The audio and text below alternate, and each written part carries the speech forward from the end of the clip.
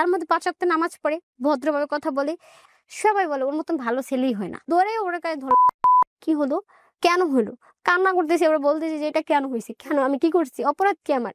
যে ছেলে জিম করে নাই, মানে শুকনো ছিল, সে জিমে ঢুকলো। আমার নাম জেসমিন আক্তার মিম। মিমের বয়স কত? আমার বয়স 25। 25 বছর। জন্ম জেলা? কুমিল্লা, চান্দিনা। এখন থাকেন কি ঢাকাতে? বর্তমানে হ্যাঁ, ঢাকায় আছে। বলেন মিম। আমার আব্বুর প্রথম পক্ষ ছিলেন, দ্বিতীয় পক্ষ হলো আমার আম্মু। ওকে। দ্বিতীয় পক্ষের সন্তান শুধু আমি। আমার জীবনটা ছিল টানাটানি, কখনো বাবার সাথে কখনো মায়ের মায়ের সাথে? সাথে। হ্যাঁ, তো এক সময় আমার আব্বু মারা যায় এবং কি আমার আব্বুর সাথে আমার আম্মুর ডিভোর্সও হয়ে যায়। আপনার বাবা মারা যাওয়ার আগে আপনার মায়ের ডিভোর্স হয়ে গেছে। Divorce হয়ে সো তো বাবা মারা যাওয়ার পর কার সঙ্গে থাকলেন? বাবা মারা যাওয়ার পরে আমি আম্মুর সাথে থাকা শুরু করি। আব্বু মারা যাওয়ার কিছুদিন আগে, প্রায় ধরেন মাসখানেক আগে, আমার আম্মু তখন কি করে একটা বিয়ে করে ফেলে। তো কিন্তু আমার আম্মুর তখন মোটামুটি ভালো টাকা ছিল, শাড়ি কাপড় বলেন এগুলো ইন্ডিয়ান থেকে ডাইরেক্ট নিয়ে এসে নামাতো। সে একটা পুরুষের মতনই কাজ করতো। মানে আমি ওই লোকটাকে কখনো বাবা হিসাবে গ্রহণ করিনি, আমি কিন্তু বরাবরই তাকে মামা ডাকি। ওই লোকটা কিন্তু আগে বিয়ে হয়নি, আমার আম্মু তার ফার্স্ট ওয়াইফ ছিল। এক সময় পরে দেখা যাচ্ছে যে আমার আম্মু মানে ওই আঙ্কেলটা মানে মামাটা আর কি এক একদিকে মেয়েদের সাথে উল্টাপাল্টা করে। আমার আম্মুর তখন মাথায় কাজ করতেছে না, হঠাৎ করে সে মানে আমাদের যে জমি জমা আছে না, সব আমার আপন খালামণির কাছে বিক্রি করে দিছে। বিক্রি করে সে ঢাকা চলে আসে আপনাকে নিয়ে? হ্যাঁ, আমাকে নিয়ে, এবং কেউ নাও ছিল সেখানে। আবার আমার একটা ছোট ভাই হয়। যখন আমি মোটামুটি বুঝি, 14 বছর চলে, কখনো মাদ্রাসায় পড়ছি, কখনো স্কুলে পড়ছি। পড়ানোর জন্য মানে আমার চাইতে আমার আম্মুর চেষ্টা ছিল। আবার স্কুলে ভর্তি হলাম, গার্লস স্কুলে পড়তাম আর কি। সেখানে একটা ক্লাসমেট ছিল, তো ওর সাথে আমি পড়তাম। ওর মামা স্কুল থেকে নাও আসা করার জন্য আর কি আসতো, তো ওনা আমাকে দেখে। ক্লাস 6 এর ঘটনা? হ্যাঁ, এটা 6 এর ঘটনা। ওকে। কোথায় যাচ্ছি, কোথায় থাকতেছি, আমার ব্যাকগ্রাউন্ড কি, সবকিছু জানে, কিন্তু ওনার সম্বন্ধে আমি কিছু জানতাম না। তো বলতো মিম তোমার নাম্বারটা দাও। পরে আমার আম্মুর নাম্বার দেই, দেওয়ার পরে আমি ও নাম্বারটা নিই। ওনা ফোন দিলে বলতো তোমার ভয়েসে না আমার তোমার ভয়েস শুনে মনে হচ্ছে তুমি অনেক সুন্দর গান জানো, একটা গান বলো মিম, এরকম বলতাম। পরে আমি গান করতাম, মানে গান গাইতাম। গাইতে গাইতে এক সময় মানে কথা বলতে বলতে প্রায় 3-4 মাস হয়ে যায়। আম্মুর ফোনে কথা? আম্মু বুঝতো না? না, আম্মু জানতো না। বলতে বলতে এরকম ধরেন প্রায় 1 বছরের কাছাকাছি, ধরেন একটু কম হবে, কখনো টাচ ফোন ইউজ করিনি, এই ছেলে আমাকে দিছে। ক্লাস 6 এ থাকা অবস্থায়? হ্যাঁ, 6 এ। মা জিজ্ঞেস করেনি 1 বছরের মধ্যে ফোন কোথায় পাইলি? হ্যাঁ, জিজ্ঞাসা করেছে। আপনি কি আনসার দিয়েছেন? আমি বলছিলাম কি আমাকে দিছে কে, একটা ছেলে দিছে, কেন নিছস, কি সম্পর্ক? আপনি সত্য কথাটাই বলছেন? হ্যাঁ, আমার আম্মুরও কথা হয়েছে কি যে এখন এগুলা কথাবার্তা বলিস না, ওর ফোন নিছে, ও দিয়া দিস। ও কিন্তু তখন ইন্টার সেকেন্ড ইয়ারে পড়ে। আপনি তখন ক্লাস 6 এ? হ্যাঁ, পরে আমাকে বললো যে আমি তোমারে বিয়ে করব। মানে আমার তেমন হাস্যকর লাগলো, কিসের বিয়ে করবে, মানে এগুলো কি বলে, আজব অবহেলা করা শুরু করলো, মানে ভাল লাগে না, আর কথা বলবো না এরকম। পরে না আমার বাসার সামনে এসে দাঁড়ায় থাকতো, তখন আমি দেখা যাচ্ছে উল্টা পাল্টা অনেক কথাই বলতাম। বলার পরে ও কান্না করতো। পরে এক সময় আমার আম্মুর কানে গেছে, আমার আম্মু কথা হইলো কি তুই কথা বললি কেন, আর যদি না হয় তোর ফোন নিলে কেন, তা আমি ওখানে ফোন ব্যাক দিয়ে দিব। পরে আমার আম্মু বুঝাইছে, পরে আমি রাজি হয়ে গেছি। আমার আম্মুর কথা হয়েছে কি আমি আর একটু বড় হই, বিয়ে হয়ে যাক, এঙ্গেজ করে ফেলবো না, যদি তোমার ফ্যামিলি রাজি হয় তাইলে আমরা দিব, সমস্যা নেই। আপনার মা কথা বলছে? হ্যাঁ, আমার মার সাথে কথা হয়েছে ফোনে। ভাই কিছুদিন পরে জানতে পারি কি জানেন, তার নিকাতন বাড়ি আছে। ছেলে আমাকে কিন্তু এগুলো বলেনি, ও বলছে কি জানেন, ও ভাড়া থাকে। তাহলে ও আমার সাথে এই বিষয়টা মিথ্যা বলছে। মানে বড় লোকের কাছে আপনার? আমি করব না, আমার আম্মু বাদ আমি করব না। গুলশান নিকেতনে বাড়ি ছিল? Gulshan Niketan. Also very interesting. হ্যাঁ, পরে সেলফ রেসপেক্ট, মানে আত্মোপলব্ধি, আমার স্ট্যাটাস এটা। সো আমি বড় লোকের একটা ছেলেকে যদি বিয়ে করি আমাদের সাথে ম্যাচ হবে কিনা, এটা হচ্ছে বিষয়। তো আমার আম্মুর কথা এখানে তোর পড়াশোনা শেষ হয়ে যেতেছে, স্কুল তো যাওয়া সম্ভব না। আমার আম্মু তাড়াতাড়ি করে বললো কি এক কাম করি, তুমি এক কাজ করো, ওর মামার বাসায় পাঠাই, ওর মামার বাসার থেকে যত টাকা খরচ লাগে, আমার যদি সামর্থ্য না থাকে, বিয়ে যত খরচ আছে আমি ওখান থেকে গ্রহণ করবো, সব দিব। ওখানে ভালো পরিবেশ, আমার মামার সবকিছু আছে, ওখান থেকে বিয়ে দিব।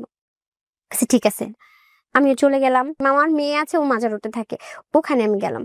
ওখানে আমার মামা বলছে আমাকে স্কুলে ভর্তি করে দিবে, দেওয়ার পরে আমি ওখানে পড়াশোনা করব। ওই ছেলের সাথেও কথা বলছে আমার মামারা, বলছে হ্যাঁ অপেক্ষা করো, দিব। আমি তো ওকে পছন্দই করি না, বিরক্ত ফিল। ও ফোন দিলে আমি সব সিমটিম অফ করে ফেললাম। আমাকে ফোন দিয়েছে বললাম না, আমি ফোনটা কিন্তু ব্যাক দিতে চাইছি, বুঝছেন, ও নেই, না নিলে তো আমি এটা ফেলে দিতে পারি না। তখন ওই ক্ষেত্রে আমার কাছে ছিল, কারণ ওই তখন আমি তার সাথে কথা বলতাম। আমার মামার মেয়ের বাসায় যে আমি যেখানে যে উঠছি আর কি, যেখানে থাকতে মানে থাকে পড়াশোনা করবো। হ্যাঁ, পরে আমার ব্যাটারির তো সমস্যা হয়, ব্যাটারি চেঞ্জ করতে যাই, মানে এগুলো নিয়ে ওই দোকানে ওই ছেলেটা কাজ শিখতো। ঠিক আছে, পরে আপনার বাসার পাশে কোনো দোকান? মামার বাসার থেকে ধরে এই যে সামনে নিচে এরকম। ওকে, সো ওই দোকানে যেতেন, ওই দোকানে একটা ছেলে কাজ করতো, কাজ শিখতো। হ্যাঁ, কাজ শিখতো। হ্যাঁ, ওকে। তো ব্যাটারি চেঞ্জ করতে যে তখন আমি বলি যে ভাই আমার ফেসবুক আইডি খুলে দেখ, সেক্ষেত্রে তো অবশ্যই নাম্বার দিতে হবে। নাম্বার দিয়ে ওরা ফেসবুক ঠিক মানে সবকিছু ওরা ঠিক করে দেয়, দিয়ে আমি বাসায় আসি। ওরাই খুলে দেয় হ্যাঁ, ফেসবুক? ফেসবুক সব খুলে দেয়। আবার ব্যাটারির সমস্যা ছিল, ব্যাটারিটাও চেঞ্জ করে দিছে। আমি বাসায় আসা না মানে আসতে না আসতেই ফোন চলে আসছে। আমি বললাম কে, হ্যালো কে, আপনি কে? কয় মানে ওনা আমার সাথে একটু আননোন পার্সন, মানে চিনি না এরকম একটা ভাব ভনিতা কথা করতেছে। বলে না, হ্যাঁ মজা নিচ্ছে।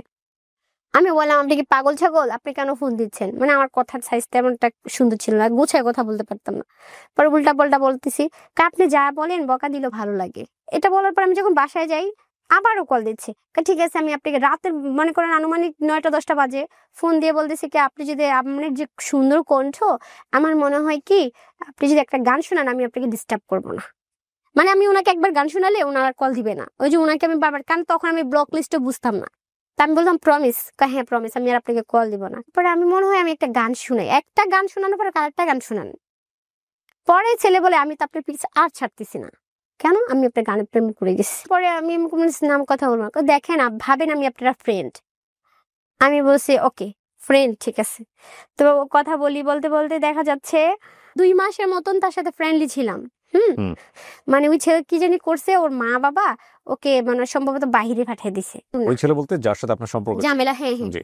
ও আমাকে আস্তে আস্তে ফোন দেওয়া বন্ধ হয়ে গেছে এই 2 মাসে, ঠিক আছে। তা আমার জন্য ওটা একটা ভালো দিক ছিল। তখন আমার আম্মুকে ঠিক আছে তুই বাসায় আয়, হঠাৎ করে ভাই ওখান থেকে চলে আসি। হ্যাঁ, চলে আসার পরে না ওই ছেলেটা মানে একদম পাগল হয়ে গেছে। কই, আমি বললাম এমনি এমনি চলে আসছি, আমার আম্মু নিয়ে আসছে। কেন? আমি বলছি জানি না। হ্যাঁ, আমার জন্য যেন একটা কেমন কেমন জানি করতেছে, মিম আমি তোর সাথে দেখা করতে চাই। পরে আসছে, আমি দেখাও করছি, কারণ হচ্ছে ফ্রেন্ড, বলছি ফ্রেন্ড। হঠাৎ করে সে আমাকে বলে যে আমি তোমাকে ভালোবাসি।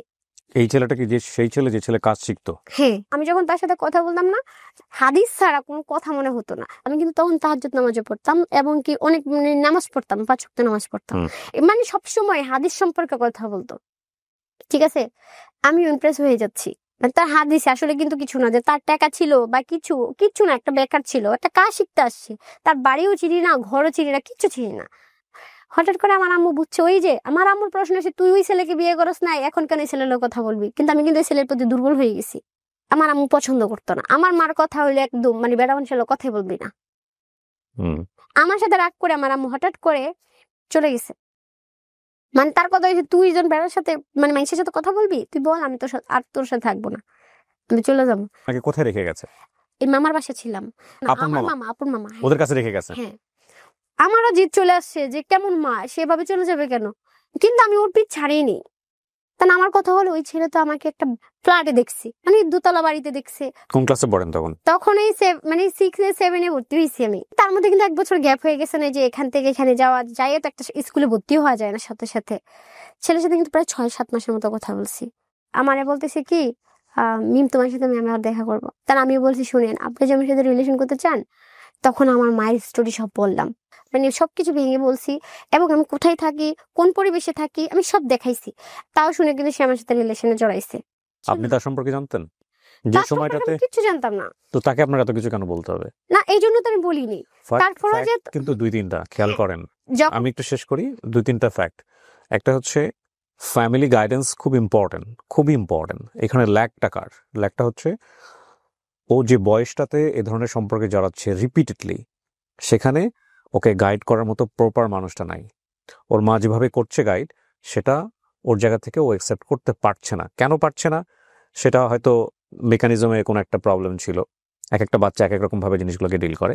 বাট এই অ্যাডোলেসেন্স পিরিয়ডে বাচ্চারা এরকমের সম্পর্কে অনেক সময় জড়িয়ে যায়। এটা আনকমন কোনো কিছু না। এটা হয়তো ইউটিউবের এরকম কন্টেন্ট দেখে অনেকের হয়তো মনে হতে পারে যে এটা হয় নাকি। হ্যাঁ, এটা হয়। এই বয়সটা খুবই উঠতি বয়স, এবং ওই যে গ্রামের লোকজন একটা কথা বলতো যে কাকপক্ষী যাকেই দেখি তাকেই ভাল লাগে। তো কিন্তু এইখানে একটা প্রপার গাইডেন্স, অতিরিক্ত শাসনও করা যাবে না, এবং একই সাথে এখানে বাবার যে অভাবটা সেটা কিন্তু গল্পের মধ্যে আছে। গল্পটা কোথায় দাঁড়াবে আমি জানি না, একটু শুনতে থাকি। মাঝখানে আমি সরে দিতেও চাইছিলাম, কারণ আমার আম্মুটা পছন্দ করতেছে না। সে আমাকে বলতো কি তুমি যদি আমার জীবনে সরে যাও আমি মরে যাবো, এটা করবো সেটা। এরপর আমি এমনও মিথ্যা বলছি আমার আম্মু আমাকে বিয়ে দিচ্ছে, তুমি আমার ভুলে যাও। এরপরে বলতেছে কি যে তোমার বিয়ে করবে আমি তাকে এটা করবো সেটা করবো, তোমার মেরে ফেলবো, মানে এই টাইপের কথা বলতেছে। হের এগুলো দেখে দেখে না, সে তো আমার প্রতি খুব দুর্বল, আমিও তার প্রতি দুর্বল। পরে আমি তার সাথে কথা বলতেছি, বাবার বাসায় থাকতেছি, থাকতে থাকতে তখন তার সাথে সে কিন্তু মাঝে মাঝে ওই আমাদের যে এলাকা আছে না, মানে আশেপাশে আসতো, আসলে দেখা করে চলে যেত। মানে তার সাথে মানে দূরে কোথাও আমি যাইনি। মামি পরে বলছে কি দেখি ওই ছেলেকে আমারও দেখার আছে। আমারও কথা হলো ঠিক আছে সে আমার স্থানটা দেখুক, দেখো পছন্দ না হলে চলে যাবে, না হলে না। পরে আমরা কি করলাম, আমার ওই মামির বাসায়, হ্যাঁ আমার একটা ভাবি আছে, ওনার রুমে আনলো। ওনার রুমে আনার পরে একটা মানুষ আপ্যায়ন যেভাবে করা লাগে আর কি সেভাবে আপ্যায়ন করলো তাকে, ফ্যামিলি পরিবেশ সবকিছুই দেখছে। দেখার পরে সে চলে গেছে, যাওয়ার পরে সে আমার সাথে তাও ঠিক মতো সুন্দরভাবে কথা বলতেছে। বলার পরে আমার বলতেছে কি মিম তোমার আম্মুরে বল আমি তোমার বিয়ে করবো। ও কি করে তখন? তখনও বেকার, কাজই শিখে। বয়স কত? ইন্টার কমপ্লিট করে ফেলছে, বিয়ে ভর্তি হয়েছে কিন্তু পড়ে নেই। আর আপনি তখন ক্লাস 7 পড়েন? 7 হ্যাঁ। বিয়ের প্রস্তাব দিয়েছে, হ্যাঁ তারপর? দেখে মনে হবে এর মতন ছেলে আর পৃথিবীতে একটাও নেই। হ্যাঁ আমার মামা মামি যে দেখছে সবাই পছন্দ করে ফেলছে, হ্যাঁ ভদ্রতা দেখে। তো আমার আম্মুরা এসব বলছে না ছেলেটা অনেক ভালো হবে, আপা রাজি হয়ে যান। আমার আম্মুরও কান ঠিক আছে দেখি।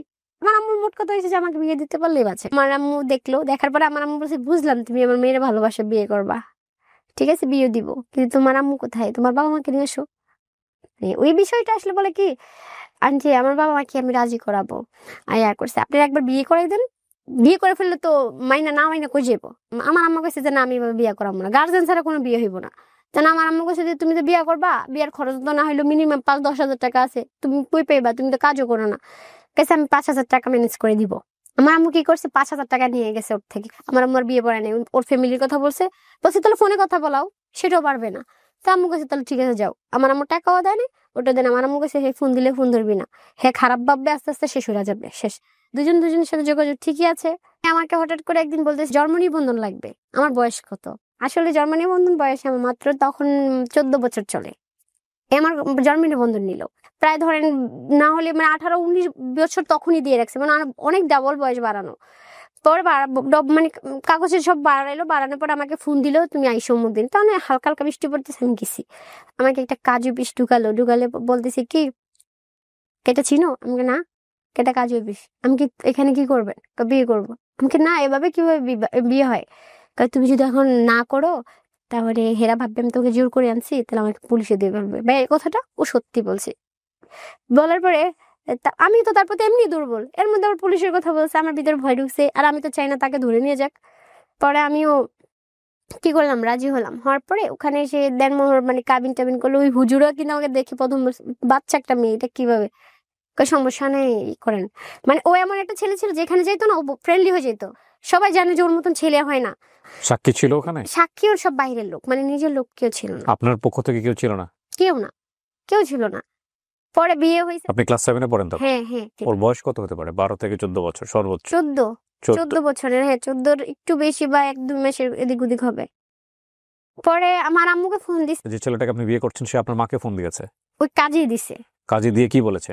যখন বলছে যে ওর মারে ফোন দেন দেখি মানে হ্যাঁ কি বলে। পরে আম্মুরও ফোন দিছে, আমি তো বলছি বিয়ে করাবো না, তারপরে যত মেয়ে চলে গেছে কিছু হইলে আর আমরা জানি না। ওকে এটা হয় গো ব্যাপার, আমি আর জানি না। এটা আম্মু ফোন এটা বন্ধ করে দিছে। পরে ওদিন আমি বিয়ে করলাম। আমার মনে হচ্ছে যে মানে কেমন যেন একটা ভয়ও ফিল, মানে ভয় ছিল, মানে কোন আনন্দ ছিল না কিন্তু বুঝি না, কিন্তু ভয় ছিল। আমাকে বাসায় দিয়ে ও চলে গেছে। আমি যেহেতু আমার মামার বাসায় থাকতাম, আনুমানিক 6 মাস 4-5 মাস এরকম হবে। হঠাৎ তার কাজ শিখা শেষ, সে একটা জায়গায় জব নিছে। তখন আমি যখন বিয়ে করছি না, আমার আম্মু আমাকে ঘরে জায়গা দিবে না, মানে আমার ভরণ পোষণের দায়িত্ব নিবে না। ওই যাই ছেলেও বেকার, আমিও মানে আমি তো তখন কিছুই করতাম না। আমার যে মামার বাসায় রেখে গেছে ওই মামা আবার একটু ভালো ছিল, মানে সব মামার থেকে ওনা একটু অন্য টাইপের, আমার প্রতি মানে মায়া ছিল। ওনার বাসায় থাকতাম, ওনার বাসায় খাওয়া দাওয়া সবকিছু করতাম। ও কিন্তু আমাকে কোনো হেল্প করতে পারতো না, মানে টাকা পয়সা বা এরকম আছে কোনো কিছু করতে পারতো না, আমিও চাইতাম না তার থেকে। পরে আম্মু কম বেশ টাকা ওই দিয়ে হেল্প করতো। এভাবে চলার পরে আমি আমার আলাদা একটা রুম নিলাম। রুম নেওয়ার পরে রুমের মধ্যে যা যা লাগে আম্মু লুকাই লুকাই সব কিনে দেন। মা বা ওই বেটা বলতে কে? আপনার মামা? মামা, হ্যাঁ মানে আপনার মার হাজবেন্ড? হ্যাঁ। মানে আপনারা একসঙ্গে থাকা শুরু করলেন? এক সপ্তাহ না একসাথে থাকা শুরু করে না, ওই যে বিয়ে করে ফেলছে, আলাদা একটা জানাজানি হয়ে গেছে না, প্রথমেই তো হয়ে গেছে। তখন আমার সবকিছুই আলাদা করতে হয়েছে। আমার মামার বাসায় রুম নিয়েছি। মামার বাসা মানে কি আপন মামার বাসা? হ্যাঁ আপন মামার বাসা। ওইখানে আলাদা একটা রুম নিয়েছে। ওখানে কি ছেলেটা আসতো, আপনার হাজবেন্ড আসতো? তখন আসতো না, তখন আমি আবার স্কুলে ভর্তি হয়ে গেছি। আমার আম্মু ভর্তি করাই দিল, ওখানে পড়তে শুরু করলাম। হঠাৎ করে সে তার কাজ চলে গেছে, সে এখানে থাকবে। একটা মজার জিনিস আমি বলি, মানে এটা আমার লাইফ এক্সপেরিয়েন্স থেকে। আল্লাহ পৃথিবীতে মাদেরকে বানাইছে একরকম ভাবে, বাবাদেরকে বানাইছে একরকম ভাবে। এটা আপনারা হয়তো নিজ পরিবার থেকে অনেকখানি মূল্যায়ন করতে পারবেন। মাদের টলারেন্স লেভেল অনেক বেশি। সন্তানের অনেক রকমের ভুল তারা সামহাও এটার সাথে কোপ আপ করে যায়, এবং এই যে কোপ আপ করে যায় এটাও এক ধরনের বড় রকমের ভুল যদি সেই সংসারে বাবা না থাকে। কারণ বাবা একটা সীমানা আছে, সে সীমানার বাইরে গেলে বাবা কিন্তু ভয়ঙ্কর রকমভাবে রিজিড হয়ে যায়। মা সেটা হয় না, মার অন্তর আল্লাহ অনেক বেশি মায়া দিয়েছে। কিন্তু এই যে মেনে নেওয়াটা, এই মেনে নেওয়াটাই মায়ের এই ফ্লেক্সিবিলিটি বাবা ছাড়া পরিবারে এটা কখনো কখনো ভয়ঙ্কর রকমভাবে ভুল হয়ে যায়। ভুলটা হয় তার সন্তানের জীবনের জন্যে, এবং সন্তানের জীবনে যেহেতু খারাপ সময় আসবে এই মেনে নেওয়ার কারণে, একই সাথে ওই মাও কিন্তু সন্তানের কারণে rest of the life suffer করে। সুতরাং বাবা এবং মা দুজনই সন্তানের জন্য গুরুত্বপূর্ণ। কি অসম্ভব রকমভাবে ব্যালেন্স প্রকৃতির মধ্যে। আপনি যদি এই জিনিসগুলোকে অ্যাভয়েড করা শুরু করেন, লাইক বাবা ছাড়া পরিবার, মা ছাড়া পরিবার, হ্যাঁ সেপারেশন হয়ে যায়, ডিভোর্স হয়ে যায়, কিন্তু দুজনকেই দুই জায়গাটা থেকে সাপোর্টটা দিতে হবে। যখন ওই ব্যালেন্সিং ব্যাপারটা আর থাকে না, তখন সন্তান কিন্তু অনেক কিছু অন্যায্য দাবি হয় যার সাথে থাকে তার কাছ থেকে আদায় করে, বাবার কাছ থেকে আদায় করে, মায়ের কাছ থেকে আদায় করে। এবং ডেফিনেটলি সন্তানের ভালোর জন্যে এই অন্যায্য দাবিগুলো মেনে নেওয়া কখনোই উচিত না, কখনোই উচিত না। এরকম একটা ছেলে যার, ওর কথা যদি সত্য হয়ে থাকে, ও ফিউচার জানে না, ও কোথায় কার সাথে কি করেছে, এবং তারপরেও ওর মা ওকে আলাদা একটা শেল্টার দিয়ে, আলাদা একটা জায়গা দিয়ে রেখেছে। মায়ের জায়গা থেকে এটা হয়তো স্বাভাবিক, কিন্তু বাবা হলো কি সেটা করতো? বাবা হলে ডেফিনেটলি সেটা করতো না। এবং বাবা হলে যেহেতু করতো না, এটা সন্তানের মাথাতে ওই মেসেজটা থাকতো যে আমার বাবা তো এটা মেনে নেবে না। সুতরাং সন্তান এটা করতে গিয়ে 100 বার চিন্তা করতো। সো দেখেন এটার পরে কি দাঁড়াইছে। জি, তারপরে যখন আমি সবকিছু রুম টুম নিলাম, নেওয়ার পর ওখানে থাকা শুরু করলাম। তারপরে আমার এই মামাতো বোনরা সবাই মানে বুঝা যা ওর হয়েছে, ফুফু বাদ দেন, যা হয়েছে মানে আমার আম্মুরে বুঝাচ্ছিল। আর আমার অভিযোগটা হলো, আমার আম্মুর কাছে বরাবর আমি এটা মানে হেরে বলতাম, মানে আমার কিছু বলতে আসলে বলতাম যে তুমি যদি আজকে দ্বিতীয় বিয়েটা না করতাম, আমাদের জীবনটা এলোমেলো হতো না, ওই আমাদের বাড়ির জমি যেমন বিক্রি করতাম না, আজকে আমরা ঢাকা শহরও আসতাম না, এত কিছু আমি চিনতাম না। এটা আরেকটা বড় সমস্যা। কিন্তু বাবা মায়ের ফল্টি কোনো পজিশন যদি সন্তানের চোখে পড়ে, সন্তান তখন এটা সুযোগ নেয়। সন্তানের তো একটা ম্যাচুরিটি বয়স চলে আসে ক্লাস 6-7 পরে।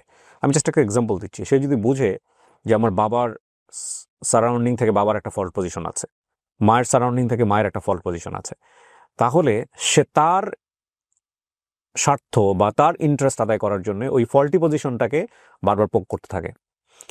এবং প্যারেন্টিং আসলে খুব টাফ একটা জব। ফল্টি পজিশন নিয়ে সন্তান সামনে ফেস করাটা খুব ডিফিকাল্ট আসলে, হ্যাঁ। এবং সন্তানের সামনে পার্সোনালিটি স্ট্রিক রাখাটাও খুব ডিফিকাল্ট হয়ে যায় অনেক সময়। হ্যাঁ, সেকেন্ড বিয়েটা না করলে তুমি এটা হইতো না। তারপর 5-6 মাস পরে থেকে ছেলে আমার কাছে মানে আমার বাসায় আসা শুরু হয়ে যায়। আমার তখন আরো রাগ, জামাই বিয়ে করছে তাহলে তো জামাই দায়িত্ব নিবে, আমার তো কিছু দেওয়ার দরকার নেই। ওর সে তো বেকার, সে দিবে কোত্থেকে? আমার আম্মু যখন এই ছেলেটাকে কাছ থেকে দেখলো নামাজ টামাজ পড়তেছে না, আমার মারও মায়া লেগে গেছে। কারণ বেকার, ঠিক আছে, তার মধ্যে 5 ওয়াক্ত নামাজ পড়ে, ভদ্রভাবে কথা বলে। আমাদের এলাকায় যেখানে আমরা থাকতাম না, সবাই বলে ওর মতন ভালো ছেলেই হয় না। হয়তো এখন কাজ শিখছে, এখনো মানে কিছু করতে পারে নাই। তখন আমার আম্মু বললো, ঠিক আছে তুমি যে বিয়ে করছো তোমার ফ্যামিলি জানে? মানে আমার আম্মু বলে, কয় না আমি বলি নাই, আস্তে আস্তে বলে দিব। তখন আমার কাছে থাকা শুরু হলো। তো ও বললাম তোমাকে বিয়ে করিনি, আমি তোমার কষ্টে বিয়ে করছি। তবে আমার আম্মু তোর প্রতি রাগ। আমার আম্মার বলছে মা মাফ করে দেন, ওকে তো আম্মুরে ডিরেক্টলি মা বলছে। তখন মনে করেন যে আমার আম্মুর মাথা ছুঁয়ে বলছে যে আমি কখনো মিমকে ছেড়ে যাব না। আমার আম্মু মাঝে মাঝে ওর হাত খরচের জন্য 500 টাকা দিত, কোনো সিগারেট বিড়ি কোনো নেশা জাতীয় কিছু করতো না। তখন আমি স্কুলে ভর্তি হলাম, পড়াশোনা শুরু করলাম। আমি আসার পর পরে না বাড়িটার আশেপাশে দেখতো ওই চিপাই ওই চিপাই কথা বলে ফোনে। একদিন আমি স্কুল থেকে আসার পরে রাস্তার এখানে দাঁড়াদের ফোনে কথা বলতেছে, হেসে হেসে কথা বলতেছে। বিয়ের কতদিন পরে? 6 মাসে যায়নি। পরে আমি কি করলাম, ওর সিমটা খুলে আমার ফোনের সিমটা লাগালে ইমোর মধ্যে গেলে নাম্বার দিলে তো অটোমেটিক চলে আসে, বসে যায় না? তো চলে আসছে সিমটা। আসার পরে ভাইয়া দেখলাম মাহি নামে 2টা মেয়ে। তারপরে যা হয়েছে হলো, এলাকার মধ্যে মেয়ে থাকে না, যে মেয়ের সাথে বড় বোনের সাথে প্রেম করছে, সে এই মেয়ে ছোট বোনের সাথে প্রেম করছে। তো এগুলোর তো বিয়ে হয়ে গেছে। জানলেন কিভাবে আপনি? কিভাবে জানছি?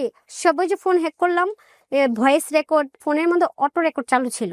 সিম দিয়ে তো কল রেকর্ড পাওয়া না, এটা ওর ফোন থেকে পাইছি। ভুলে 1-2টা থেকে যায়, তো ডিলিট করে নি। হ্যাঁ, ওই সময় আমি কেমনে ফোন টিপতে এই রেকর্ড গুলো আমি পেয়ে গেছি। আপনারা এই যে গল্পের এই পর্যায়ে এসে এতটুকু শুনে অনেকেই ওকে জাজ করবেন না, যে এই মেয়ে না জেনে শুনে বিয়ে করছে, এই মেয়ে না জেনে শুনে এটা করছে, এই মেয়ের জীবন এটাই হওয়া উচিত, এই মেয়ে এরকম সেরকম অনেকে আজে বাজে মন্তব্য করবেন। বাট আমি আপনাদেরকে একটা কথা বলি, এর চাইতেও সরল, এর চাইতেও বোকামো, অ্যাক্টিভিটি দিয়ে ভরা বাংলাদেশ, ভরা। আমি আপনাকে বলতেছি, আমরা এই গল্পগুলো আপনাদের সামনে নিয়ে আসি একটাই কারণে, একজনের ভুল থেকে যাতে আমরা সচেতন হই। এবং এখানে প্রেমে পড়ে গেছে, অ্যাডোলেসেন্স পিরিয়ডে এই জিনিসগুলো হয়েছে, এগুলো অনেক হতেই পারে। আমি যদি বলেন এটা, হ্যাঁ, আপনি এক একটা এথিক্যাল পয়েন্ট অফ ভিউ থেকে, আপনার এক একটা এথিক্সের জায়গা থেকে আপনি যদি বলেন এটা হওয়া উচিত হবে না, এটা ঠিক আছে, সব এথিক্সের জায়গা থেকে, কিন্তু তারপর অনেক সময় হয়ে যায় মানুষের জীবনে। কিন্তু বিয়ে একটা পরিণত ডিসিশন, এবং এই ডিসিশনে যাওয়ার আগে এইভাবে কোন একটা ছেলেকে বা কোন একটা মেয়েকে জীবনে জায়গা দেওয়া, এটা ভুল। এই জায়গাটা আমি বহুবার আমার বিভিন্ন অনুষ্ঠানে দেখিয়েছি। তো আপনি এগুলো পেয়েছেন? হ্যাঁ, তারপরে হ্যাঁ, পাওয়ার পরে আমি যখন রেকর্ডগুলো দেখি, আমি প্রমাণগুলো নিই, নেওয়ার পরে তখন আমার মাথায় ঢুকছে যে এবার থেকে বিয়ের কথা বলে দিব, আমি আর চুপ থাকবো না। কিন্তু এগুলো তো ওর অতীত, এগুলো নিয়ে আপনি কেন টানাচ্ছেন? না, অতীত হয়েছে হলো যে এক্স গার্ল প্রেম করছে, ওকে, তাহলে বিয়ের পরে কথা বলা উচিত হয়েছে। সে মেয়ের স্বামী আছে, বিদেশ থাকে, তার তো ওই মেয়েদের সাথে কথা বলার অন্যায় না? এটা তো অনেক বড় অপরাধ। এগুলো আপনি সত্যি সত্যি বের করছেন? সত্যি বের করেছি। আচ্ছা, বের করার পরে আপনি কি করলেন? এগুলো আমার কলেজ লাইফের ফ্রেন্ড, এগুলা বুঝাইছে। এগুলো বোঝানোর পর আপনি মেনে না, নিয়েছেন? মেনে নিনি, মানে আমার সবাই বলে একটা বাচ্চা নিলে তোর আর এই সমস্যাগুলো হবে না, আর প্রেম করবে না, আর ফ্যামিলিকে জানাবে। এগুলো হচ্ছে আরো বড় ভুল সিদ্ধান্ত। হ্যাঁ, ভুল সিদ্ধান্ত, অবশ্যই ভুল সিদ্ধান্ত। হাজবেন্ড কিছু করে না, এখনো বেকার ছিল, বেকার। আপনিও নিজেও কিছু করেন না, ক্লাস 7 এটা পড়েন। আমুর দিয়ে চলতেছি। এখন কথা হলো সে ধরা খাইছে, ছেলেদের কি সমাধান? আমার তো তাহলে আমিও তো ডিভোর্সি হয়ে গেলাম। তেমন আম্মুরও কথা হয়েছে কি যে কি করবো জানি না, তোর বেকার। যখন বেবিটা হয় আমার সাথে এমন একটা সিক্রেট করলো, করার পর সে রাখবে না, ব্যাস এটা হের বাচ্চা না, এটা না। ওর আবার হ্যাক করি, ছবি তুলে ওই ওর ফ্রেন্ডরা যারা আছে না, সবাইকে ছবি দেওয়া শুরু করে দিই। আর ও মনে করেন সবগুলো দেখে, আর আমার কাছে অনেক প্রমাণ আসে। ওই এর সাথে কথা বলে, আবারও টান দিয়ে, আবারও দেখি সেম ওই মেয়েদের সাথে কথা বলে। আপনি প্রথম ছেলেটা থেকে স্মার্টলি বের হয়ে আসছিলেন, এর থেকে বের হয়ে যান নাই কেন? না, আমি আসলে বুঝিনি। আপনি আসলে বুঝেন নাই। আর সত্যি বলতে যে বললাম না, 5 ওয়াক্ত নামাজ পড়ে, আমি ছোট থেকে একটা জিনিস বিশেষ করে, যারা নামাজ পড়ে না তাদের মন দিল ভালো থাকে, ঠকারও চিন্তা ভাবনা থাকে না। তো ওটাই আমি বিশেষ করছি, আসলে আর কিছু না যে বা টাকা বা সুন্দর। আমি যখন রিলেশন করছি না ভাইয়া, বিশ্বাস করেন আমি তার চেহারার দিকে তাকাইনি। 5 ওয়াক্ত নামাজ মানুষ পড়ে, মানুষ ভুল করে, হ্যাঁ, ভুল বলে তবে আমরা মানুষকে তো কোনো না কোনো আচরণ দিয়েই জাজ করি। মানুষের ভেতরে আমি জানি আমার অন্তর কেমন, আমি তো জানবো না আরেকজন মানুষ তার অন্তরের কি আছে। সুতরাং তার বাহ্যিক অ্যাক্টিভিটি দিয়ে থেকে তো আমাদের তার জাজ করা উচিত না। তারপরেও একটা কথা হচ্ছে, তার বাহ্যিক অ্যাক্টিভিটি তো তার পার্সোনালিটি, তার অ্যাটিটিউড। সো একটা ভালো কাজ করছে সে, সেটা থেকে আপনি জাজ করছেন, সেটাতে ভুল কিছু নাই। কিন্তু তার মানে এই না যে এইটাই শুধুমাত্র জাজ করার জন্য এনাফ। আর তার চেয়ে বড় কথা হচ্ছে, তাকে জাজ করতে যাবেন কেন? আপনি নিজে কি ঠিক করছেন? আপনি একটা ছেলের বাড়ি ঘর কোথায় জানেন না, সেই ছেলে একটা বেকার, ভুল, এটা আমি স্বীকার আপনি করি। গিয়ে তাকে বিয়ে করে ফেললেন। একটা বেকার ছেলেকে, আর এখানে দেখেন ওনার বয়সটাও কিন্তু খুব ইম্পর্টেন্ট। আমি বড় বলছি, 14 বছর বয়সে জাজমেন্টে যাওয়াটা খুব মুশকিল। তবে এই ভুলগুলো আমাদের সমাজে অহরহ করে মেয়েরা, ছেলেরাও করে। ইমোশনাল ফুল যেটাকে আমি বলি, হ্যাঁ, আবেগী বোকামো। এবং এই বোকামো এগুলা, এই বিয়ের ব্যাপার বলেন, ক্যারিয়ারের ব্যাপার বলেন, এডুকেশনের ব্যাপার বলেন, এগুলোতে একবার চির ধরে গেলে সেই চিরটা থেকে বের হয়ে আসা খুব কঠিন, খুবই কঠিন, ভয়ঙ্কর কঠিন। ওই মেয়েগুলোকে আপনার পারিবারিক বিষয় জানায় আপনার লাভটা কি হবে? না, ওদেরকে আমি পারিবারিক বিষয় জানাতে চাচ্ছি না, আমি ওর আপনি বিষয়ে জানাচ্ছেন তো জানাতে চাচ্ছি। যে আপনি তা কাবিনের ছবি পাঠাচ্ছেন না? হ্যাঁ, তো এই কাবিনের ছবি পাঠালে ওই কারণ ও তান মেরে সে যে সম্পর্কগুলো করতেছে, হুম। এরা তো আর জানে না যে সে মেরে, সে আমাকে ছাড়বে না, কিন্তু আবার ওদের সাথে কথা বলতেছি, ধরা খেলে ফ্রেন্ড। এই যে কাজটা করছেন আপনি, এটাতে কোনো রেজাল্ট আসে? এটা রেজাল্ট একটি আসছে, ওই যে আমি তার ফ্যামিলিকে জানাইছি। তার ফ্যামিলিকে এক পর্যায়ে জানাইছেন? হ্যাঁ, জানাইছি, কিন্তু ওরা বিশ্বাস করেনি। বিয়ের কাগজ দিছি, তাও বিশ্বাস করেনি। এই যে ও কাজটা করেছে, যে ছোট বয়সে বিভিন্ন মেয়েদের কাছ থেকে তথ্য কালেক্ট করে মেয়েদের নাম্বারগুলো নিয়ে তাদেরকে হোয়াটসঅ্যাপে বিয়ের কাবিন নাম্বার ছবিটা পাঠানো, এইটা প্রথম কথা হচ্ছে যে এটা ওর একটা মানে ইম্যাচিউর মেন্টালিটির আসলে বহিঃপ্রকাশ। ঠিক আছে, হাজবেন্ড যদি এই ধরনের সম্পর্কে জড়িয়ে যায়, একটা প্রমাণ পেলে enough to cut this kind of relationship. জি, আপনার ফ্যামিলিকে জানালেন, তারপর? যখন ওর ফ্যামিলিকে জানায়, এ তো আইসে বাসার মধ্যে মায়ের দিয়ে মোবাইল ভেঙে ফেলছে। মানুষকে বুঝেছি কি জানেন, আরেকবারের সাথে কথা বলছে, আমি ধরছি, ফোন ভেঙে ফেলছি। তখন আমার কথা হলো যে আমি ধরা খাইছি, আমাকে সবাই সামনে মোবাইল শো দেখাবে। মামার বাসায় এগুলো করতেন, মামারা বিরক্ত? না, বিরক্ত হতো, মামারও তো আগে যেত, মারো কেন? ওই তখনই বলতো যে আমি পরকীয়া করছি, মানে অন্য ছেলের সাথে কথা বলছি। ফোন ভেঙে তোমার ফোন শেষ না, 2 বছর পরে যাচ্ছে। হ্যাঁ, এই কাহিনীগুলি চলতেছে। কিন্তু প্রথম পক্ষের যে ভাইরা বললাম না, ওখানে ওনাদের ভাই আছে, ওই ভাইয়েরাও বলছে যাওয়ার হয়েছে, দেখ অনেক ছেলেরা আছে, ভালো হয় না, এক কাজ কর, ওখান থেকে সরে আলে আমরা বাড়িতে দেখে বিয়ে দিব। 4 মাস হয়ে গেছে, সে বাচ্চা রাখবে না। আমি বলছি যে বাচ্চা না রাখলে আমি আসবো না। আমি কুমিল্লা চলে গেছি যাতে ও বাচ্চাটা নষ্ট না করতে পারে। আমাকে বলে কি, ঠিক আছে আমরা বাচ্চা রাখবো, তুমি ঢাকা আসো। আমাকে মিথ্যা কথা বলে নিয়ে আসে।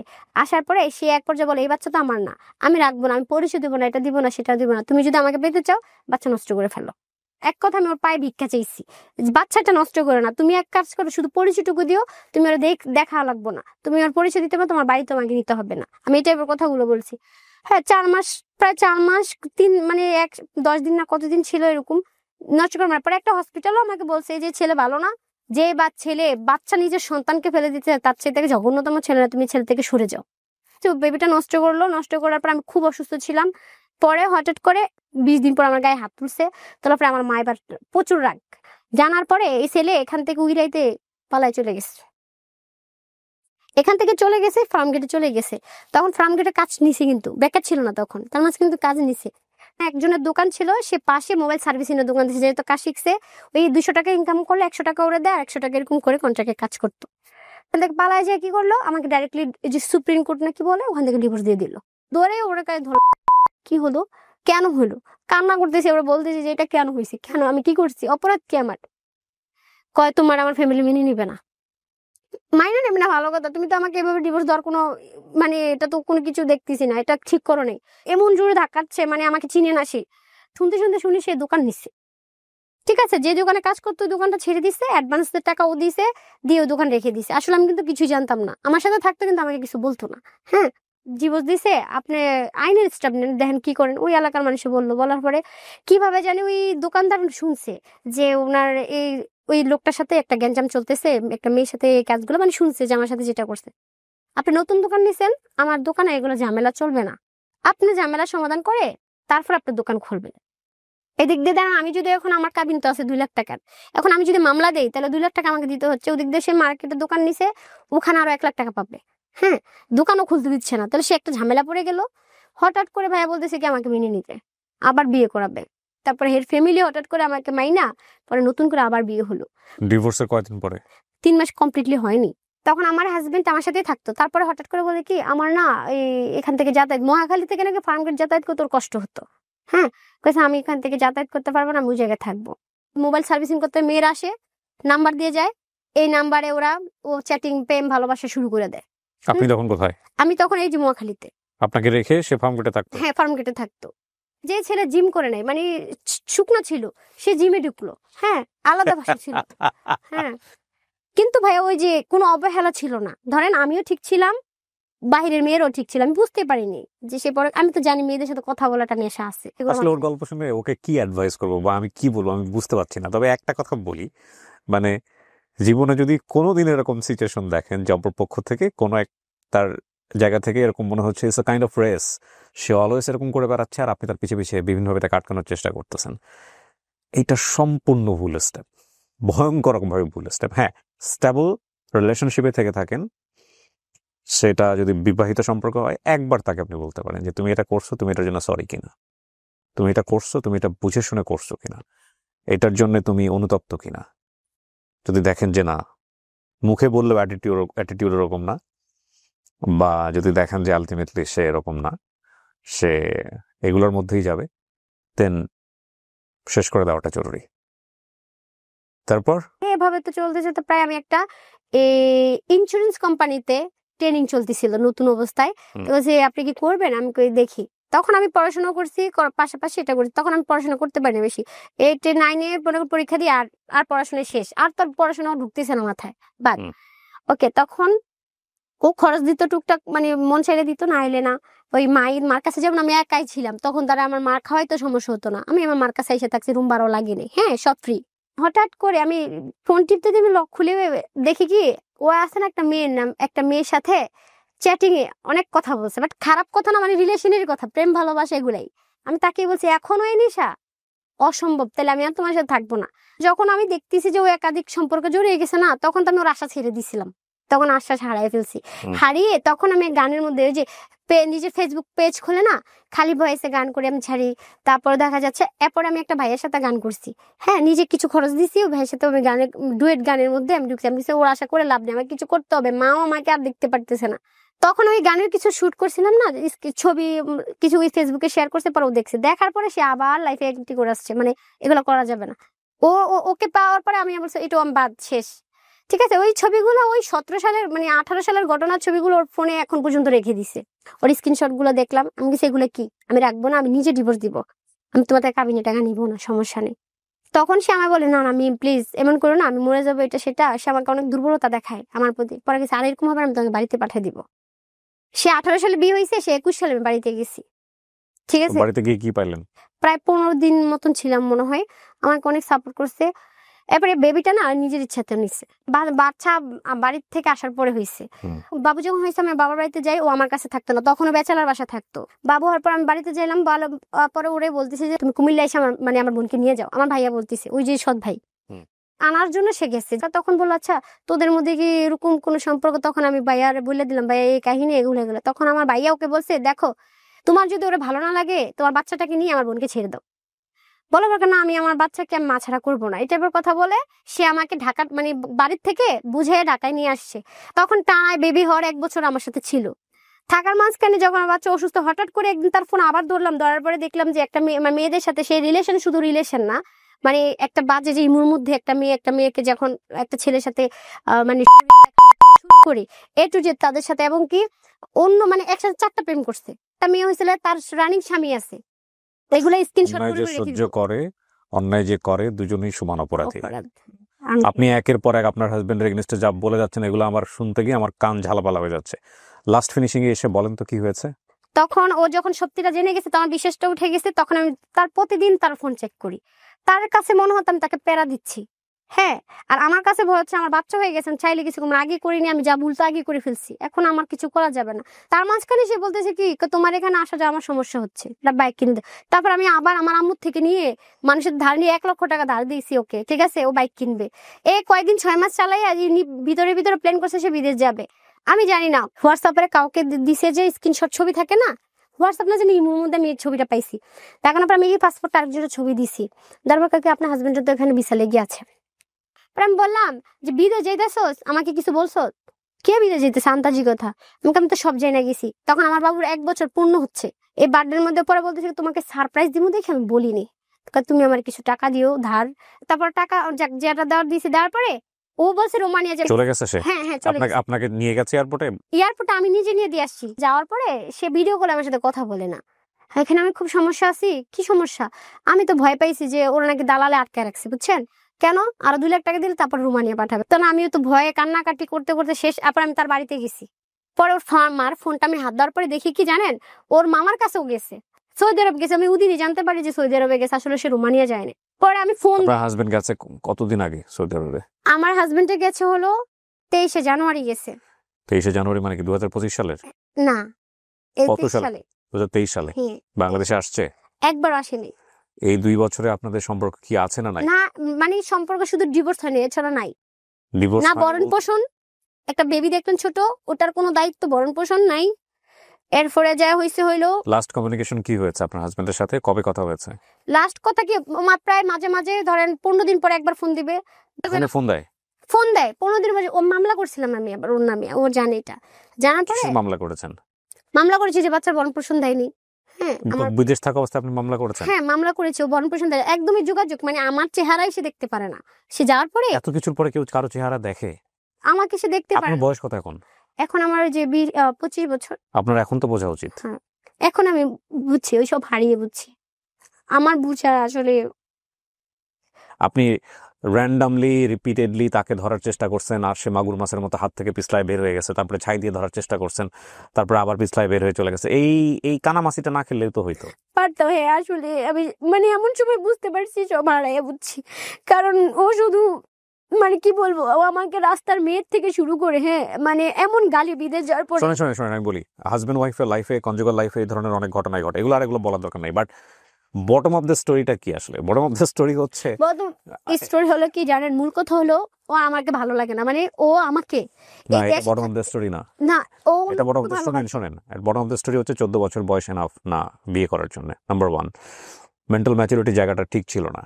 সো নাম্বার 2 হলো এমন সবচেয়ে ইম্পর্টেন্ট যেটা, এমন কাউকেই বিয়ে করা উচিত না যেই ছেলের পারিবারিক খবর আপনারা জানেন না, যে ছেলে কোথায় বা যে মেয়ে কোথায় বড় হয়েছে, কিভাবে হয়েছে। জেনে শুনে সিদ্ধান্ত নিলে সেটা ডিফারেন্ট কেস। বিয়ে ব্যাপারটা আমার খুব কোথায় জানি শুনেছিলাম আমি, যে এটা আমি অনেকবার বলেছি, এই ভুলগুলো কিন্তু আসলে এরকম না যে আমি করিনি আপনি করেননি, যারা শুনছেন তারা করেননি, ইনক্লুডিং সবাই। এটা হয়ে যায় আমাদের জীবনে, শুধু 14 বছর না, এটা আসলে আপনার অনেক সময় 40 বছরের গিয়েও এই ধরনের ইমোশনাল ভুল হয়ে যায়। ভুল হওয়াটাই স্বাভাবিক মানুষের জীবনে, কিন্তু আমরা চেষ্টা করতে পারি যে অ্যাটলিস্ট আমাদের এই ভুলগুলো থেকে যেন আল্লাহ আমাদেরকে বাঁচায়। বিয়েটা দুটো পরিবারের বন্ধন, বিয়েটা শুধু দুইজনের বন্ধন না। হ্যাঁ, অনেক আবেগের বশবর্তী হয়ে, অনেক ইমোশনাল অ্যাটাচমেন্ট হয়ে আমরা ভাবি যে ওই মানুষটাকে ছাড়া আমার জীবনটা কোনোভাবেই চলবে না। বিশ্বাস করেন, আমি আবারও বলতেছি আপনাদেরকে, মানে বিশ্বাস করেন, এর চাইতে বোগাস আপনি যদি বিলিভার হন, একমাত্র আল্লাহকে ছাড়া আপনার দুনিয়াতে কাউকে চলবে না। এছাড়া আপনার চলবেই, আল্লাহ চালাবি, কোনো না কোনোভাবে চালাবি। কিন্তু এই যে ইমোশনাল অ্যাটাচমেন্টটা, এই যে মায়াটা, এই যে তোমাকে ছাড়া, তোমাকে না দেখলে আমার দুনিয়া উথাল বাতাল হয়ে যায়, এটা সাময়িক। আপনার এমনও সময় আসবে যে সময়টাতে আপনি ভেঙে চুরে দুমড়ে মুচড়ে যাবেন এবং এমনও মনে হবে যে না, আই ক্যান ব্রিথ, আমি নিঃশ্বাস নিতে পারতেছি না এই মানুষটাকে ছাড়া। বিশ্বাস করেন, জাস্ট আল্লাহর উপর তাওয়াফ করে আপনি শুধু হালটা ধরে রাখেন যে you need to survive by any means. এমন একটা সময় আসবে জীবনে যে মনে হবে যে এত ফানি ছিল বিষয়টা, এত হাস্যকর ছিল বিষয়টা। আপনাকে জাস্ট মনে করতে হবে জীবনে একটা ঝড় চলতেছে, ঝড়টা থামবে। এবং আমরা এই ইমোশনাল মোমেন্টে যদি জীবনের কিছু সিগনেচার ওয়ার্ক থাকে, লাইক বিয়ের মতো, বিয়ে করা বা ক্যারিয়ারের ডিসিশন নেওয়া, স্টুডেন্ট লাইফের ডিসিশন নেওয়া, এই জিনিসগুলো যদি ইমোশনালি ভুল করি, এগুলার এমন ব্রেক হয়ে যায় যে এগুলার কখনো রিকভারি হয় না। ধরেন এই মেয়েটার ক্ষেত্রে আমি যদি বলি, 25 বছরের বয়সে ওনার জীবনে যে ঘটনাগুলো ঘটে গেছে, যে মেন্টাল ব্রেকডাউনটা হয়েছে, সেটা রিকভারি করতে অনেক সময় লাগবে। আদৌ রিকভারি হবে কিনা সেটা একটা বিগ কোশ্চেন। কিন্তু ও যে বাবা ছাড়া বড় হলো, একই ঘটনা কিন্তু সন্তানের ক্ষেত্রেও হচ্ছে। সো এই ভুলের রেজাল্টটা হচ্ছে ভয়ঙ্করভাবে জেনারেশন টু জেনারেশন ক্যারি করা। বিষয়টা এমন না যে ওই একটা ম্যাচিউর বয়সে এসে ওর জীবনে এর চেয়ে তো খারাপ ঘটনা ঘটতে পারতো। হ্যাঁ, পারতো, কিন্তু যেই ঘটনা আসলেই খারাপ হওয়ার সম্ভাবনা আছে, যেই সিচুয়েশনে আসলেই একটা ভয়ঙ্কর রকমের রিস্ক হয়ে যায় এবং সেটাকে অ্যাভয়েড করা যায়, তো আমি সেটাকে অ্যাভয়েড কেন করবো না? এটাই হচ্ছে মূল কথা। ঠিক আছে, আপনি গল্পটা কেন বললেন আজকে বলেন তো? আপনার কাছ থেকে একটু শুনে শেষ করি। আপনি যার কথা এখানে বলেছেন, এটা কিন্তু একটা বলে নেই আমি, এটা কিন্তু একপাক্ষিক বলা। হ্যাঁ, এটা সম্পূর্ণ একপাক্ষিক বলা। আপনার হাজবেন্ড যদি দেশের বাইরে থেকে কখনো বাংলাদেশে এসে আমাদেরকে এখানে বলতে চাই, যে আমিও বলতে চাই, ওর এগেইনস্টে আমার অনেক কিছু বলার আছে, আপনার হাজবেন্ডেরও সুযোগ থাকবে। Okay. আমাদের গল্পে আমরা সবসময় একটা কথা বলি, যখন কোনো পার্সন কোনো তার স্টোরি বলে, এটা আমরা ইনভেস্টিগেট সরজমিনে গিয়ে করতে পারি না, যেটা আমাদের ডিসক্লেমারে স্পষ্ট করে বলা আছে। সেখানে যদি কোনো পার্সনের এগেনস্টে কমপ্লেইন আসে বা সেটাকে একদম একেবারে চোখ বন্ধ করে বিশ্বাস করে নেওয়ার কোনো যুক্তি নাই, কারণ এগুলো একপাক্ষিক বলা। আপনিও আপনার গল্প বলতে গেলে দুনিয়ার সবাইকে আপনি ভিলেন বানাবেন, আপনি নিজে হিরো হয়ে থাকবেন গল্পে, এবং আমি বলতে গেলে তাই করবো। সেগুলো একপাক্ষিক বলা। বাট যে পার্সনকে নিয়ে বলা হচ্ছে, তার যদি বক্তব্য থাকে যে না, আমার বক্তব্য আছে, I want to expose myself, আমি নিজেকে দেখিয়ে ওর মতো করেই আমি বলতে চাই, তাহলে তার দরজা সারা জীবনের জন্য ওপেন আছে, যে গল্প প্রচার হয়েছে তার প্রেক্ষাপটে। So you can come to us, এটা আপনার হাজব্যান্ডের জন্য ওপেন থাকলো। বাট এই গল্পে উনি যা বলেছেন সেগুলোর কোনো কিছুই ডকুমেন্টেড প্রুভেন ওয়ার্ড না। সুতরাং এটা বিশ্বাস করবেন কি করবেন না, এটা আপনার ব্যাপার। আপনি গল্পটা কেন বললেন ছোট্ট করে আমাকে একটু বলেন তো। গল্পটা বলেছি যাতে আমার মতো এরকম ভুল কেউ না করে। আপনার ভুলটা আর কোথায়? আমার ভুল অবশ্যই যে ওর একাধিক অপরাধ দেখেও আমি তার পিছনে সঙ্গ ছাড়িনি। এক্স্যাক্টলি। হ্যাঁ, অপরাধ আমার এটাই। আর এই অপরাধের বলি হলো আমার বাচ্চাটা। হ্যাঁ, আমার মতো জীবন পেয়েছে।